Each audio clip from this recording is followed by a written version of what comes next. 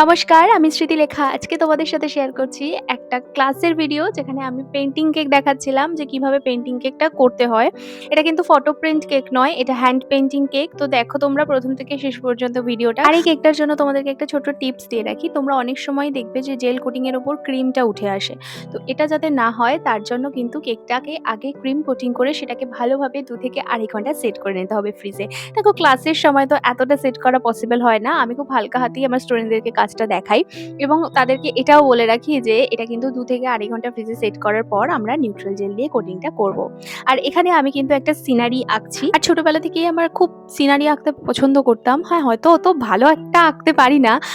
আমি যখন মেলায় যেতাম, বই মেলা যখন হতো, তখন প্রচুর ওই সিনারির বইগুলো থাকতো যেখানে আঁকা থাকতো ছবি কালার করতে হবে। ওই জিনিসটা ছোটবেলায় আমার খুব পছন্দ ছিল।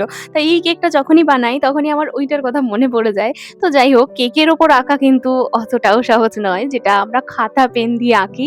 তো যাই হোক, আজকে কেকের ফাইনাল লুকটা আমি এরকমই রেখেছি। একটা সুন্দর সিনারির উপর চেষ্টা করেছি করার, যেখানে আমি কিছু গ্রিন কালারের ঘাস মতো করেছি। কতটা ফুটিয়ে তুলতে পেরেছি জানি না। আর এখানে একটা বড়সড় গাছ করছি যেটা নদীর পাড়ে রয়েছে।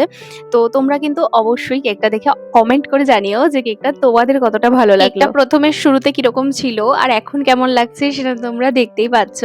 আর এখানে নিচে আমি একটুখানি বর্ডার দিয়েছি। তোমরা চাইলে নাও দিতে পারো। কারণ এই কেকগুলো এরকমই ভালো লাগে। আমি নজেলের কাজ দেখাচ্ছিলাম স্টুডেন্টদের, তাই বর্ডারটা দিয়েছি। এরকম পেইন্টিং কেক এছাড়াও আরো অনেক রকমের কেক কিন্তু আমরা ক্লাসে শিখিয়ে থাকি। তো তার ডিটেইলস জানতে গেলে কিন্তু অবশ্যই আমাদের সাথে কনট্যাক্ট করতে হবে। বাই।